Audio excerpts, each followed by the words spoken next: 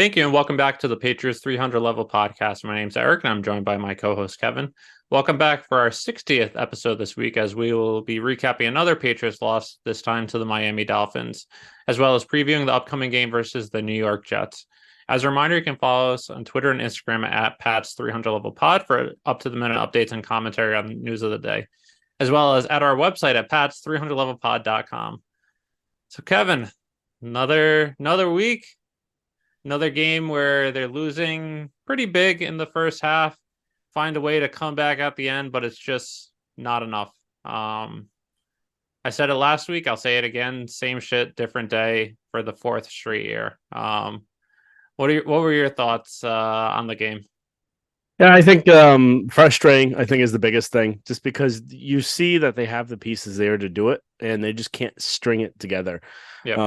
Where it's been even the tail of last year, and 2021 as well, where they just make that mistake when it's kind of like a grenade offense, or even the great team where they're doing something, all of a sudden they shoot themselves in the foot, or they blow off their leg by clicking the pin by accident. So it's just Even it really 2022.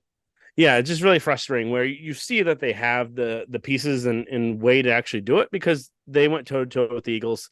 They should have beaten the Eagles. They should have beaten the Dolphins. They had just too many mistakes each time. And usually you would say that, oh, it's only the last, let's say, 10 years or so. They don't come out of the gate strong, because they really use the first 4 weeks as an extension of preseason training camp. But just the way it's been in the last few years is that they start out slow, sloppy, and they don't really ever clean it up, where they always keep making mistakes. So it's one thing to say, well, it's something they've done historically, where maybe it's not the worst thing in the world, and that's what I'm still hoping for.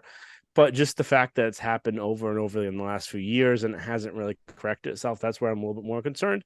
But you never know. We have Bill O'Brien here. We have why am I blanking on his name? The offensive Adrian line Clem. coach, Adrian Clem, where maybe having them here will help kind of right that wrong and fix the mistakes and make sure that if they do happen, they won't happen again. Yeah. Like the Douglas fumble, like the just like sloppy play that they have overall.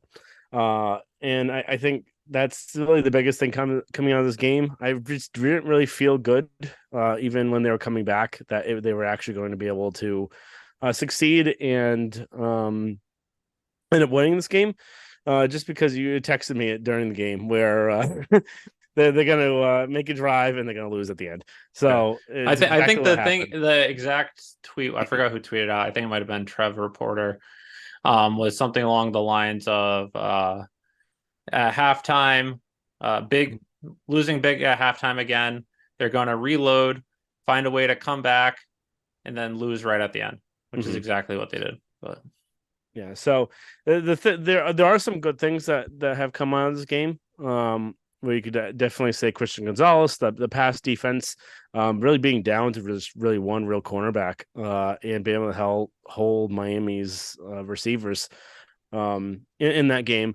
And then even Mac Jones, I would say we're gonna get to him in a little bit, but I still think that he's still showing a lot more progression than it was last year. So I think you do have something there that you can continue working with and say. yep. No, I agree. And it's frustrating, like you said. It's just another game, another in the past few years, we used to say uncharacteristic Patriots mistakes, but if it's Mm-hmm. the fourth straight year, I don't know if it's uncharacteristic anymore. But it's mistakes that are losing them games, and it is early in the season. You don't have as much training camp, preseason practices as you used to before the 2011 collective bargaining agreement. So you can contribute part of the sloppiness to that, but at some point, it has to turn around. And 2021, they started 1-3. They were sloppy. I think they were about 4-5 at one point, something like that. Then they went on a 7-game winning streak and were in first place with going into their bye at the end of the season. Then something happened. They didn't play well the rest of the season, but we have seen them even post Brady turn it around. But starting out 0-2, you're not in a good position to start. And Jets coming up this upcoming week. I know they have Zach Wilson, who they've characteristically beaten pretty well, but the Jets do have a good defense at least. Then you have a tough match in the Cowboys who have been playing well. So you have to start winning games and you have to start soon. You can't wait till game week 5, 6, or 7 to start turning around, especially since you dug yourself into a hole this big this early on. Yep. All right. Going on to offense. So again, I think there's a few things you can really go over there. One, the biggest part is the offensive line. I think that's what's really driving this offense to not really look so good. Yep. Where the running game is looking good, the passing game is looking very rushed. I think it's affecting Bill O'Brien, and I think he's kind of calling the game a little bit tepid. Where there's times where there was a ton of second and ones where in all of Patriots history, all of really any sort of football IQ, you say second one, well, that's pretty much a given that you should be able to convert that. So you take a shot play and you try and get big yardage there. And then if you don't convert, then you could convert on 3rd and 1. But I don't think that they really trusted their line to really hold up for those long plays. And I also don't think they trusted the line to be able to convert 1 yard in 1 down, which is a little scary. So I think the line is really affecting kind of the different plays that Bill O'Brien can call and how the game is really played. And it affects the running game because they couldn't run the ball second straight week in a row. And Ramondre is one of the probably the top 10 backs in the league. And he's not able to really do anything right now. And then the time that Mac has to throw, he has the 33rd time to throw in all of NFL. So not even 32nd. There's 32 teams in the league. He's got the 33rd time to throw in the league, which is just insane. So in the way that he's looking to actually, I think, look as good as he's looking, getting the amount of yards and completion percentage, I think is actually really, I think he's playing better than he could even expect with someone that little bit of time to throw and that much pressure. Yeah. With the weapons he has. Yeah. Whereas Tua was throwing the ball out in 2 seconds, but again, he has the fastest skill position in all of football, 2 of the fastest wide receivers in all of football, who are also 2 of the top 8 wide receivers in football too. So it's not like Mac has those weapons, just a bad offensive line. So I agree with everything you're saying. The offense hasn't looked up to par.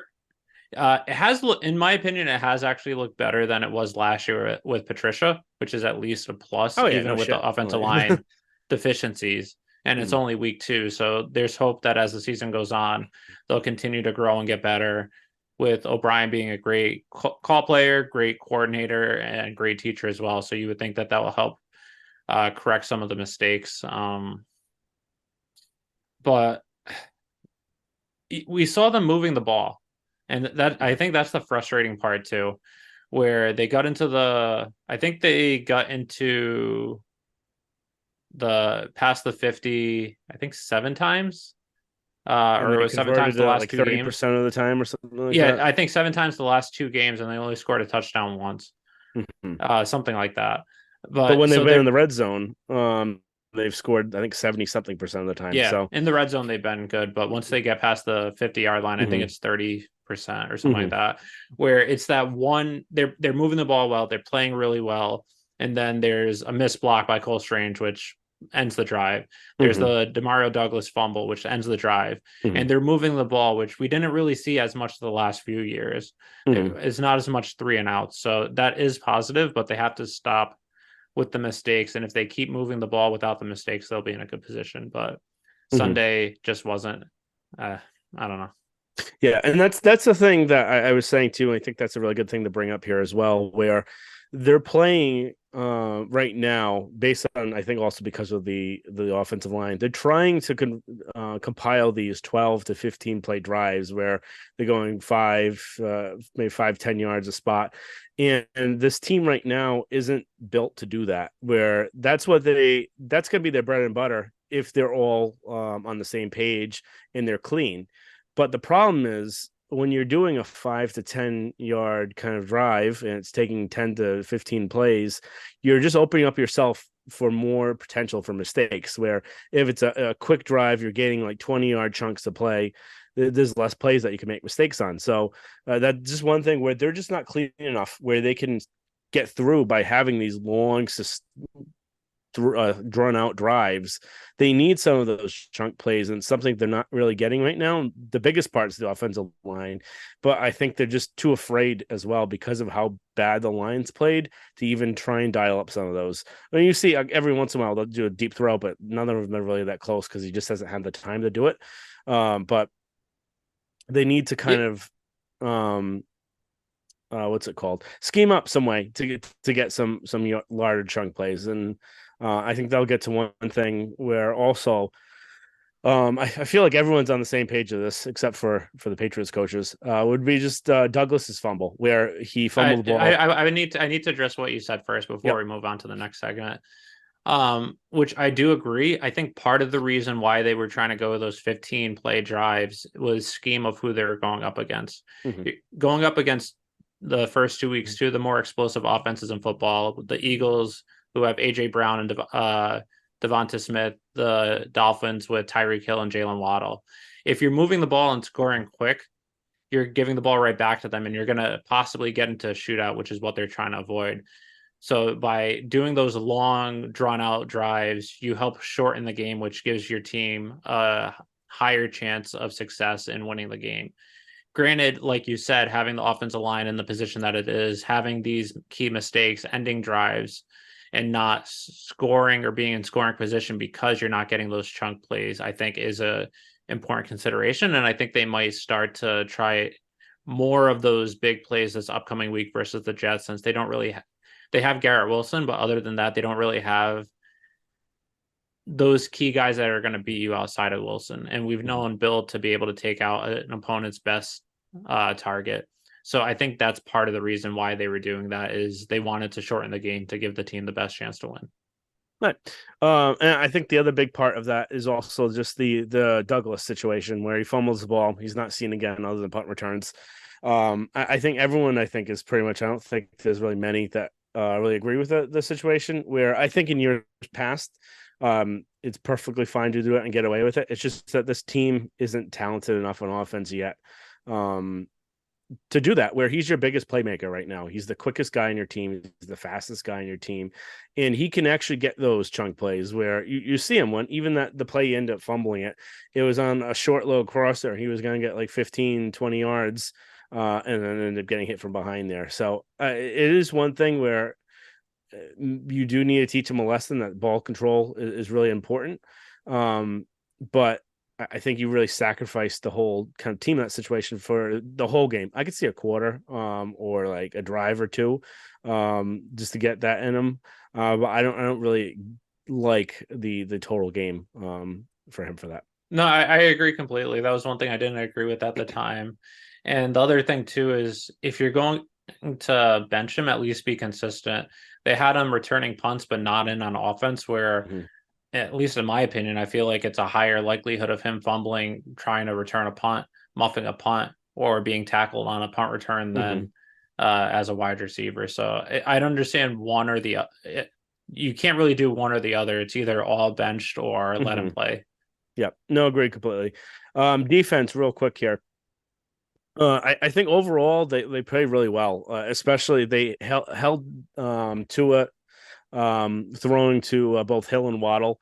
Hill had, I think, 40 yards, Yeah. and then Waddle had 87 yards for like 5 catches or something like that. Yeah. Yeah, I think And combined they were not let me double check, but I think it's mhm, 9 catches for 120 something mhm. yards. So Yeah, they 9 catches for 126 yards. so they pretty much ended up doing what they sought to do, is stop those two biggest things. What ended up happening because of that was that they did get a decent amount of yards from the running back, but I think that's what they were willing to do. We saw that years ago when they faced Denver, and they ended up for No Show Marino, they ended up giving like 200 something yards to, because they were willing to give up that many yards to him, whereas they limited the ball for Peyton Manning. So I think that was really their game plan. I think it worked really well. I think it would have worked um, even better if the offense could have actually scored points, because 24 points is a ton of points to give up on defense. Yeah. There was that one large chunk play that they got. It was a 40 something yard run Yeah. where there was two whiffed kind of hits on there from Peppers, and I think it was Map who was the other player that took a wrong route.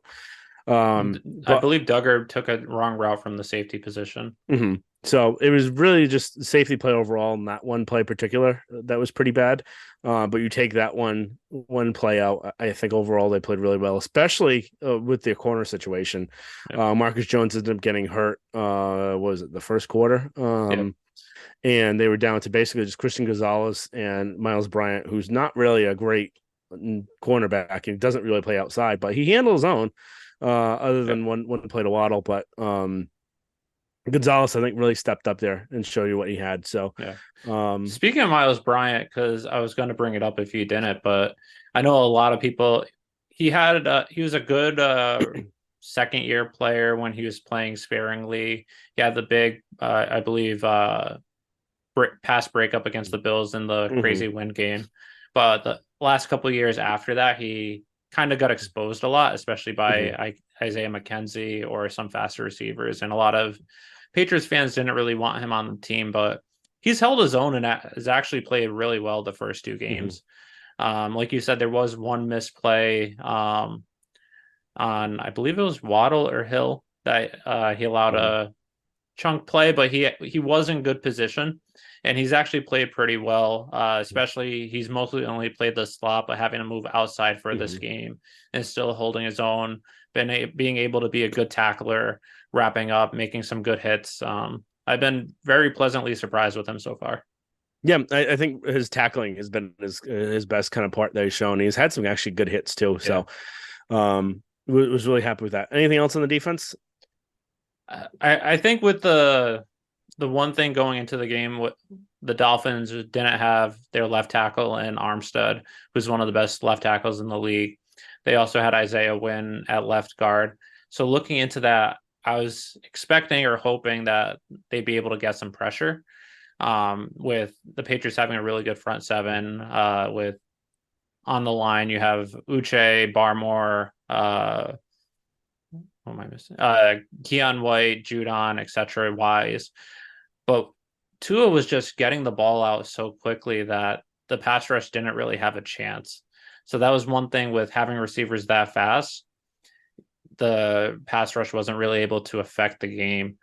But I'm hoping that in weeks to come when they play other teams that they're able to make their presence known. But that was one thing I was hoping for, especially with the Dolphins injuries up front. But Tua just was pretty much did everything he was asked of and got the ball 3 steps out, and throwing it that fast. There's nothing a pass rush can even do. Mhm. All right. Next thing, before we get to 3 up 3 down, was just replay inconsistency. We saw this on two really major plays. One of them, it didn't really hurt them, just Yeah, other than losing a challenge and actually losing a timeout there. So I guess it did yeah, actually technically hurt them. But was the Stevenson. I think it was Stevenson, right? yeah. Stevenson. So Stevenson was the run. They ended up calling him short. It was clear he actually made it over the Yeah, line. And then they said there wasn't enough evidence to overturn the play. And then the following one was the Cole Strange. Gesicki to Strange lateral, and they originally gave him the first down, and then said that there was enough evidence to overturn the play. Where honestly, there really wasn't um, that much evidence there for it. So Yeah, if you're saying there wasn't enough evidence for the Stevenson one, how was there enough evidence with the Cole Strange play? And I think that was really called inconsistently. But the other thing where, again, yes, that did affect the game, but they also should have been there in that situation to begin with as well. So you can't go blaming the rest on this. The Patriots didn't really deserve to win this anyway, based yeah, on how they played. But that was very frustrating where it could have continued. And who knows, they probably would have ended up losing anyway. So yeah. um, No, I agree, and that's the thing is if it was just the Cole Strange play on its own, if the Stevenson didn't have thing happen, mhm, say okay, I don't agree with it because on replay it looked like he might have been short, but mhm, you typically need conclusive evidence, and a play like that, the camera angles can affect mhm, the vantage point, so it's a little tough. But it's okay, I get it. But the Stevenson one, he was clearly over, and they said there wasn't enough evidence to overturn it. So if they didn't mhm. have enough evidence for that, I don't see how they could have enough evidence on the Cold Strange one. So Yeah. for me, as the frustrating part, it's just the inconsistency that if you call one, you can't call the other. Mhm. Um, But I think before we get to our next segment of three up, three down, I think the one thing that actually did impress me a little bit with this game, though, was pretty much for most of it, it felt like the Patriots were out of it entirely, where the Dolphins were pretty much having their way with the Patriots. Mhm. Patriots didn't really seem like they had a shot, but yet right at the end, they still had a chance to win it. Whereas in years past, when games got like this, you kind of felt like it was over and there wasn't really anything the Patriots could do, both offensively or defensively. I think back to the 49ers game or the Rams game in 2020, Mhm. where they got destroyed, even though the score wasn't, they didn't lose by like 40. They Mhm. lost, I think, both games by 20, but it never felt like they had a shot. Mhm. There were some games the past few years as well, but this time it kind of felt like that the first 2.5 quarters, but they Mhm. still had a chance at the end. So I guess that was encouraging in a very frustrating and trying to see some silver lining in a frustrating Mhm. loss. But Yep. All right. Three up, three down, real quick. So I'll just go first. I'll list them all and give a little brief thing, but not really too much. So I got Christian Gonzalez, Brendan Schooler, and Matt Jones. So Gonzalez, again, he played really well with Tyreek Hill. Um, has played really well the last two games and has really shown that he's probably gonna be the steal of the draft. He looks like he's a top five, top 10 one of player the in the two draft, yeah, one of the two steals of the draft. other than Keenan White. I still think Keon White too. I think getting Gonzo at 17 is a huge steal, but also Mhm. being able to get both Gonzo and Keon White, Keon in the second round, who was supposed to be a Mhm. first rounder, and not having to trade up to get either one of them. Mhm. Brandon Schooler is basically on that ended up drawing up field goal block, which if you haven't seen already, which pretty much everyone has already, you should check out the Pat McAfee breakdown of that because he could break it down much better than I ever could. He's got the video and everything like that. So it's just a really cool way that they kind of drew that up and figured it out based on having Jake Bailey play here before. So that was really nice to kind of see. And then Mac Jones, I think as much as everyone hates him, and you see all the hate from around the like the fair weather fans, and the Hey, people in the crowds and everything like that. I think he actually played. He's playing really well for the situation he has around him right now. And you actually look at his stats and his yards, and he's actually really up there. And usually around the top 10 for all the different metrics there are out there that benefit a quarterback. So I think I'm hoping that it's going to look a lot better going forward once they clean everything up around him. So that way he could really start showing off some of the other stuff he has. But even his throws on the run, where he's making those plays outside of like script.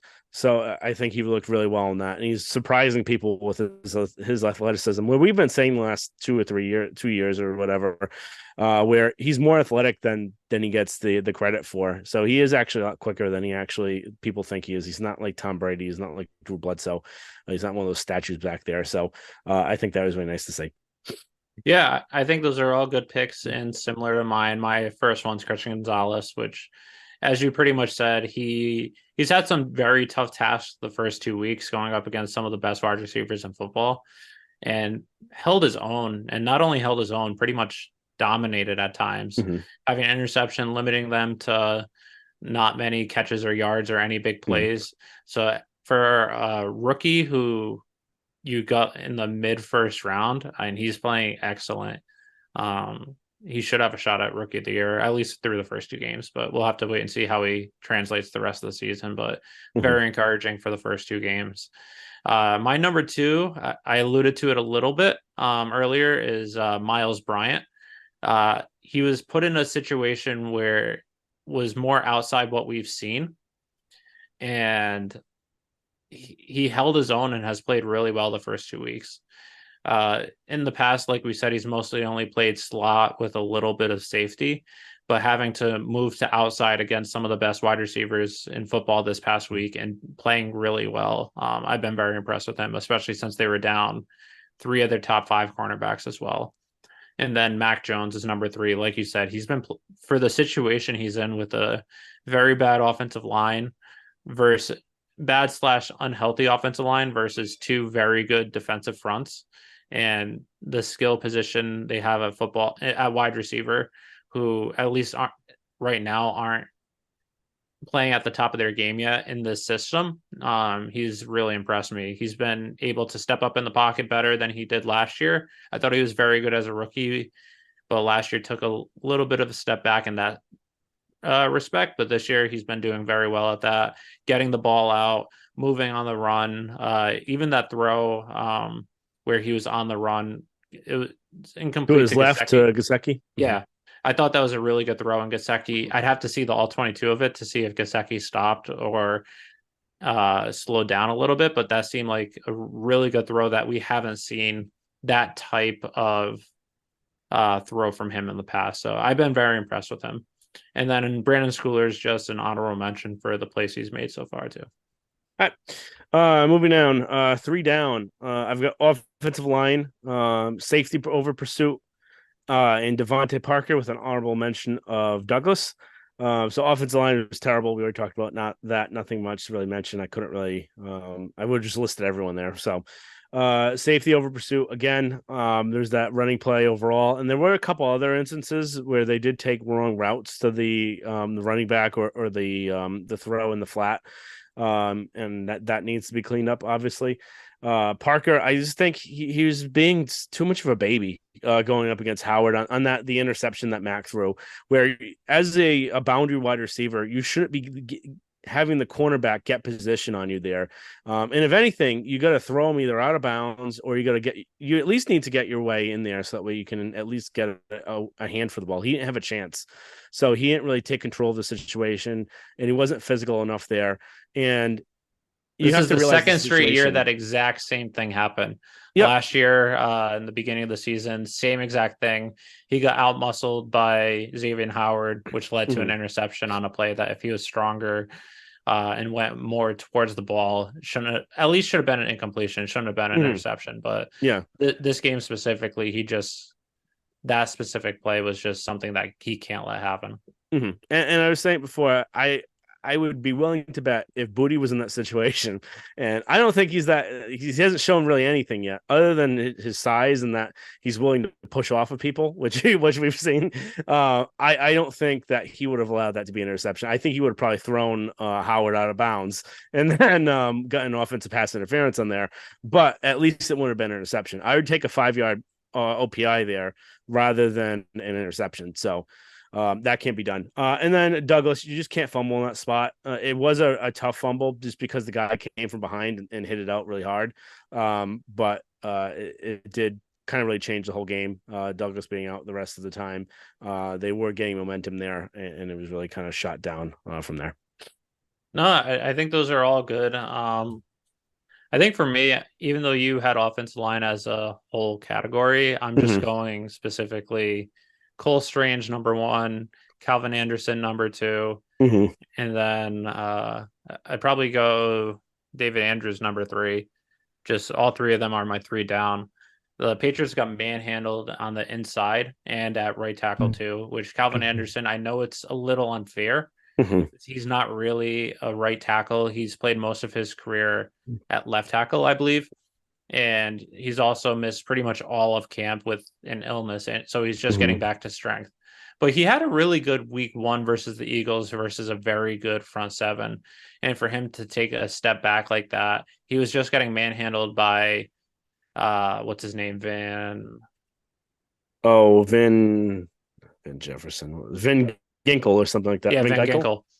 Ginkel. Van Ginkel, who is a starter on the team, but isn't really, he's more of a backup edge player. So for someone that doesn't really play that position as much, he's more of a role utility type player. He was looking like an all pro in the game. And for someone that played as well as they did week 1, wasn't perfect week 1, but to look like that against backup, pretty much put the team in a bad position. Cole Strange looked lost, which again, it might not be fair for him too, because he hasn't played a game in 9 months, but he was just made some wrong decisions, which led to the first drive ending and was just getting manhandled all over. And then the same went with David Andrews too. David Andrews just didn't have a good game. And the Dolphins' pressure up the middle is what pretty much resulted in Dolphins winning, that first drive ending, and then even that 4th and 3 where it was to Gesicki to Cole Strange, the pressure got up the middle where Mac couldn't take a step into the throw. He had to release it right away, Mhm. falling back, because if he tried to step into it, it would have either been hit, sacked, fumbled, or picked. So that's something they're going to have to correct going forward. All right. Moving on. Three questions, kind of around the league or random ones, overall. So first one, I'll let you kind of handle these because you wrote the first two. So first question, typically we know that with the Patriots, they usually have a slow start because um like we said earlier, there's less practices, there's less preseason games, uh less training camp versus years past ever since the 2011 collective bargaining agreement. So we've seen them have slow starts and then they turn things around midway through the season and then they're usually fine. However, this is the third straight year that they have at least two losses in the first four games. The last 2 years, or fourth straight year, they had at least two losses in the first four games. Last 2 years, they started 1-3. Should they do something to change their approach to make sure that they start faster? I'm not sure what it really would be, so that's why I'm asking you. But Mm-hmm. if you start in a hole like this to begin with, just like we've seen the first two games, where it's kind of a good analogy where they start down 16 points, 14 points. It's tough to make your Mm-hmm. way back. And we've seen the last two games they weren't able to. In 2021, they were able to make the playoffs. Last year, they were just one game away from making it, Mm-hmm. even with the whole shit show on offense. So, do you think there's something that they should do differently going into next year to make sure that they don't keep having these slow starts to begin the year? Yeah, they definitely need to look into that and what it is. I don't really know. Maybe playing they typically the last few years they haven't played much in the preseason, and maybe that's the biggest thing where that's the closest kind of replication to game speed that you can get. Because even in joint practices, I don't really think you get all of that full kind of game speed, and you can't do as much tackling there as you can in an actual game. So I think just the little amount of time they've seen the field in preseason, maybe play more players there. I think that's kind of the thing I would start. I don't think there's really many instances where you could say they didn't have as many practices as they could have. Because I think they used up all their pad practices, but if they haven't, then obviously go there as well. So Yeah, they I definitely need to agree. change something. Yeah, and like I said, I don't know what you do differently, but I think there's something they have to do. Like you said, I think playing in the preseason might be the best way just so that they can get that game experience earlier. Granted, you risk injuries, which could have a Mm-hmm. detrimental effect to the season too, but if you're out of it before the season really even begins, or having as big of a hole as you have the past few years, maybe it's worth it. I'll get to I think one fair point though is we've seen this year especially is at least the good thing for the Patriots is a lot of the other better teams or competition have also had slow starts. Bills lost week one. Chargers are 0-2. Granted, their coach is an idiot, so that kind of helps them. Bengals are 0-2. So it's not like there's a lot of teams they're fighting for the playoffs with are 2-0. Raiders are 1-1. Chiefs are 1-1. So that gives them at least a chance where they're not too far behind to begin with, but they have to win this week versus the Jets. If they go down to 0-3 going into week 4 versus the Cowboys, they're going to be in trouble or could Yep. be in big trouble. All right, next one. Next question. I've been thinking of this the past few weeks, just because Bill is getting older. Mm-hmm. Not thinking of it because of what the Felger and Maz were saying yesterday or anything, but if and when Bill Belichick retires or steps away, I'm thinking it's going to be in 3 years after he passes the wins record. Assuming your coaching staff is still in place and they haven't gone elsewhere, do you hand the reins over to Bill O'Brien, Gerard Mayo, or someone else, possibly Steve Belichick, or assuming Mike Vrabel isn't available, or Oh. even if he is? I would say Vrabel, number one, if he's available, because he's proven it that he can win, especially with no quarterback. So, I would say Vrabel. If But not, assuming Vrabel is then not available. Assuming Vrabel's not available, I'd go Bill O'Brien just because he did it in Texas, in Houston, and the only thing that got him in trouble in Houston, where I think he realized it too, and it's not something he even wanted really control of, was just I wouldn't have him control of player personnel. So, I would say Bill O'Brien if it weren't Vrabel. I agree. I'd go Vrabel first, but I don't think he's going to be available. So if that's the case, then Bill O'Brien. But I'll throw in a curveball. What are your thoughts on, let's say, one or two, both O'Brien and or Mayo go elsewhere in the next 3 years? They get a coaching opportunity they can't Mm. pass up. What would your thoughts be on handing the reins over to Steve? Oh, that would never Because happen. I think they would go in a completely different direction if that's the case. I don't think they would want kind of the remnants of like Bill's family still here. I don't think. what if, let me add another caveat. I don't know how likely this is, but let's say the Patriots have success over the next 3 years, Mm-hmm. either win a Super Bowl or get close to it. And Bill hands it, says, I'll retire, but I want Steve to take over and I'll mentor him and give him advice and everything. You'll keep what's his name, Mac Rowe in Mm-hmm. the player personnel position. So pretty much everything stays the same, and I'll stay on as an advisor for Steve. I don't think that would have happened because I don't think Bill would want to do that because we've seen in the kind of documentaries with him and Parcells. That's one of the things that he didn't like about what Parcells was doing. I don't think he'd want really anything of that. So I think when Bill is done, he's going to be done, and I think he wants to see it run really well after the fact. So I don't think it'll be. I don't think Steve would have any shot, nor would I don't think he would even want a shot either, based on how he kind of seems. Okay. All right, last question, real quick, because everyone's been talking about this, and I honestly have no idea what to do after number two. Same. But redraft the quarterbacks taken in 2021. It's based on we've seen Fields sucks and looks like he may be done. I still don't Zach, understand how everyone was saying that he's an MVP candidate going yeah, into this year. and then Zach Wilson, we know doesn't know what he's doing. And Trey Lance. So I'll go first. And the thing that's really tough with this is that the coaching situations that these players went into, where that's the biggest thing about how can it really affect a player's development. You look at Trevor Lawrence's first year, he looked terrible, but that you look at the head coach that he had, and then look what happens when he got Doug Peterson. Doug Peterson's an offensive guru. So I would say Trevor Lawrence, Mac Jones. I think that's everyone's consensus, 1 and 2.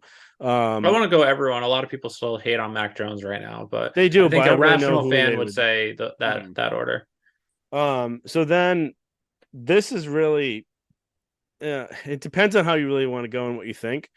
Um, the the next one that has the most talent would be Zach Wilson. Well, Zach Wilson has more talent than Mac Jones, I would say, other than his mind.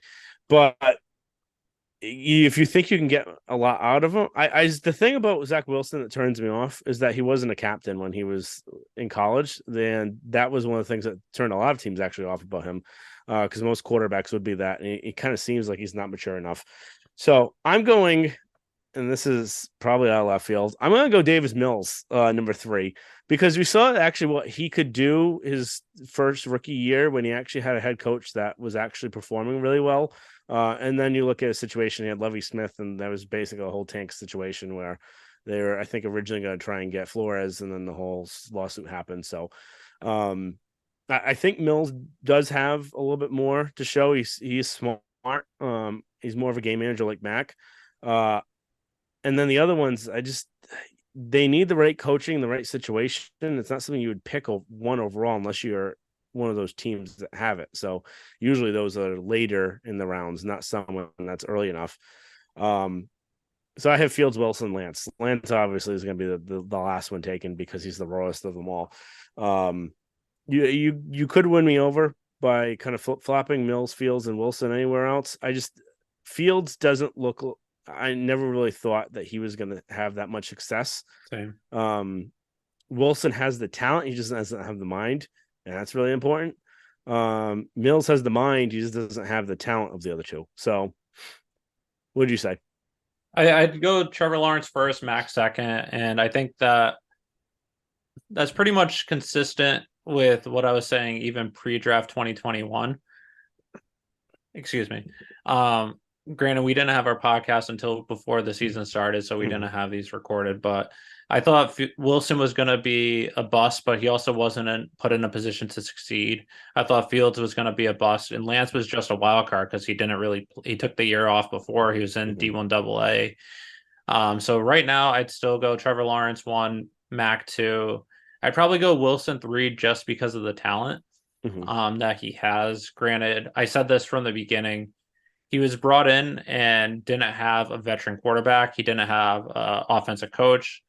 If he had, for someone like that, I think a position where he could have really succeeded was, granted, the quarterback ahead of you might not have been good for your situation, but if he was in like how Jordan Love, for instance, was mentored for 3+ years behind Aaron Rodgers, where had a lot of talent but didn't really think he was going to be playing. So you pretty much sit him down. You're not going to be playing at least year 1, maybe even year 2, but you have so much talent. We really believe in you that once we feel you're ready, we're going to put you out there instead of throwing you to the wolves like the Jets have done with all their first round quarterbacks the last however many years, Mark Sanchez, Geno Smith, etc., and then just ruin them before they even have it, Sam Darnold, before they have a chance to really play. So that's why even if you get someone like a Brian Hoyer as a backup or someone like that, someone to help mentor them, show them what to do, what you're seeing on the field versus someone else. That's why I would still go with Wilson in 3, probably Fields 4, just because of the talent, even though I don't think Fields is that good. And then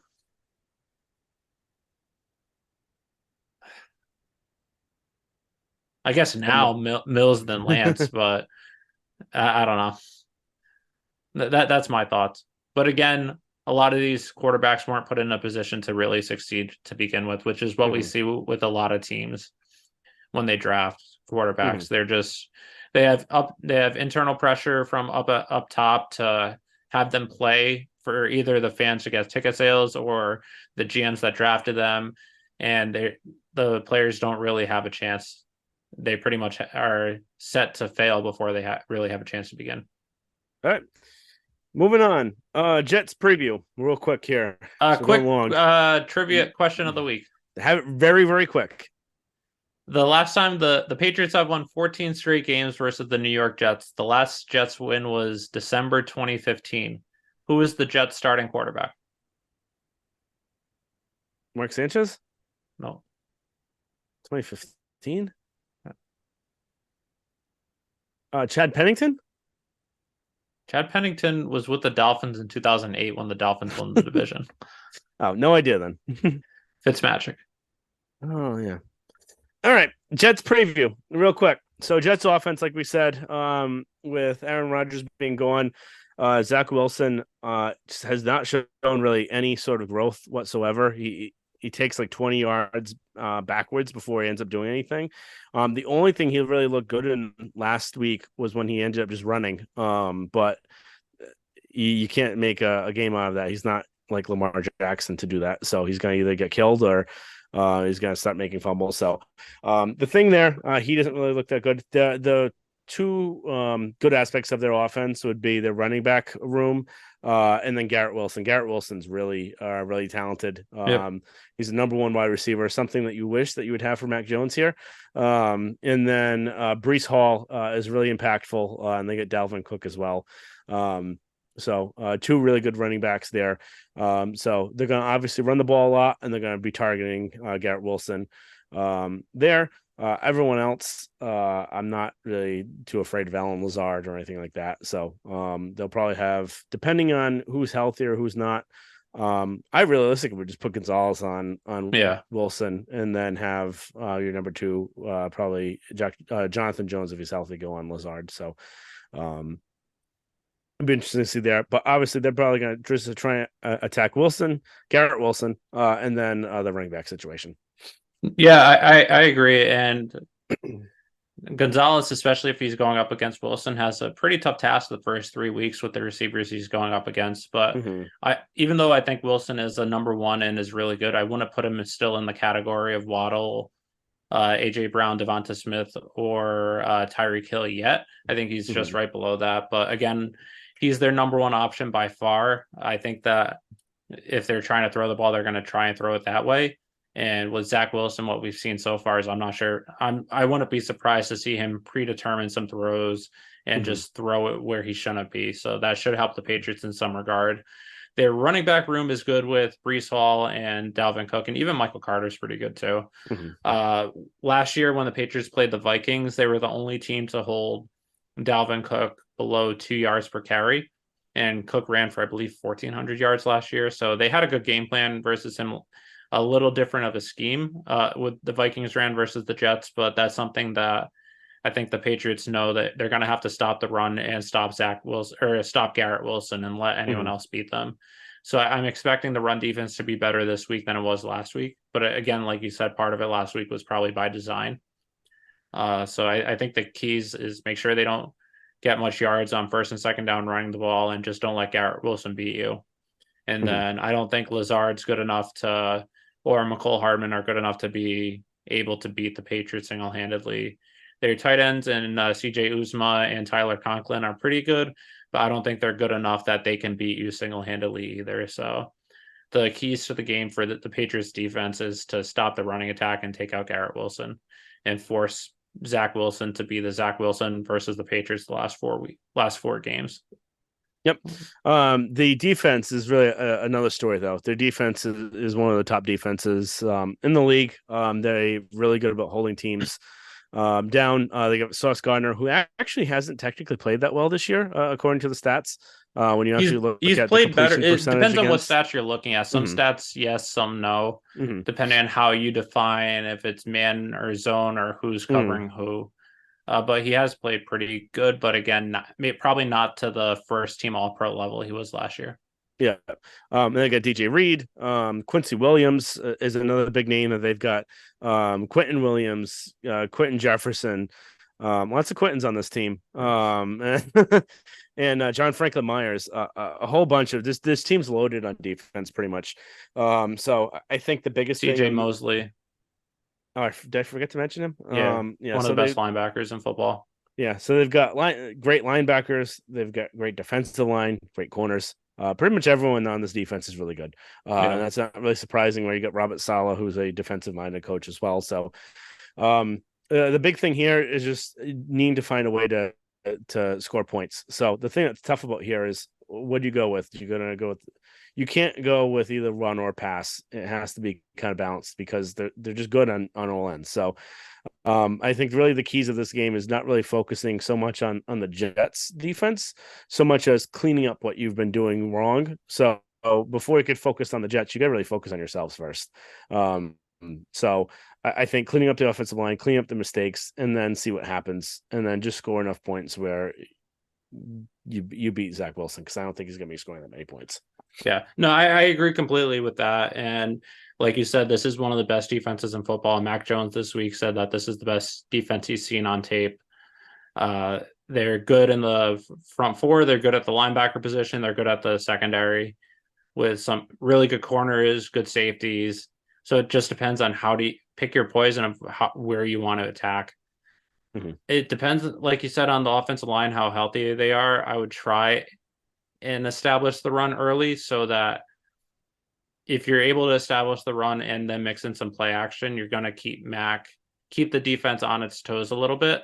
And then that'll allow Mac and the receivers to have a little bit more advantage and some leverage. But again, if your offensive line isn't moving people off the line of scrimmage, you're not going to be able to establish the run. You're starting at 2nd and 10, 3rd and 10, 2nd and 12, and then you're putting yourself behind the line to begin with early. I would try that in the beginning to see how you do. But if it doesn't work well, I think you have to go to what you were doing the past few weeks of throwing the ball 40, 50 times, but adding in some screens. One thing we actually didn't mention earlier, but I think the first two games of the season, every single time Mac Jones was under center, they ran the ball except once. And I believe all the other times they were in shotgun. And that's something that Bill O'Brien alluded to a little bit when it was mentioned on Monday, was that they have to do a better job of mixing it up. Because if you see Mac Jones is under center, the defense is going to know you're running the ball unless you use that to your advantage this week, where you're under center, make them think you're running the ball, but you're actually not, or do a play action, etc. But that's something they have to do a better job at. I think the last 2 weeks, part of the reason why they were in shotgun a lot when passing was that the offensive line wasn't good and they were playing a really good front seven. So you needed to give Mac Jones more time to throw and operate. But that's something they're going to have to clean up a little bit. It should be interesting to see what you do. I would just wouldn't target Sauce Gardner, whoever's covering him, just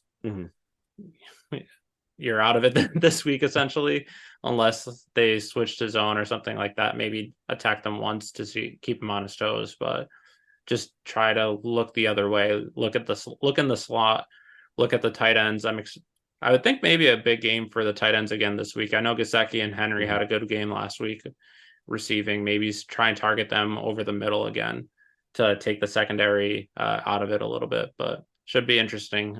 Really intrigued to see what way they try and go to pick their poison. All right. Going prediction time. Pats are favored by 2.5 points. Over under is 36.5. So I'll go first. I've got the Patriots winning 17-6. So I'm going to take the under, and I'm going to have them covering the spread pretty good there. I have Patriots winning 27-10. I think they're going to get a couple touchdowns. I think the defense will get a score as well. And then they'll get into the red zone or field goal position. And actually, I'll change it to 24-10 with a missed field goal by Ryland. But I think the defense will get a score. I think they're going to still have a little trouble converting in the end. It is early. They are going up against good defense. But I don't see the Jets offense with Zach Wilson beating them, especially if they're able to take out Garrett Wilson and slow down the running attack, which I think they will be able to do. As long as they don't make too many mistakes and turn the ball over a lot. I thought this going into Miami too, so I don't know if that's a good thing, but I don't really see a way the Jets win unless the Patriots significantly lose the turnover margin. All right. Well, thank you everyone for listening. Make sure you subscribe, rate, and review on Twitter, and follow us on Twitter or x.com. It's really weird saying that still. And Instagram, Pat's 300 level pod, and follow us on YouTube as well. And thank you again for listening. And we'll look forward to talking to you next week, hopefully with the Patriots win over the Jets, and then previewing the up and coming Dallas Cowboys game, which will be a very interesting and pretty challenging game. All right. Talk to you guys next week.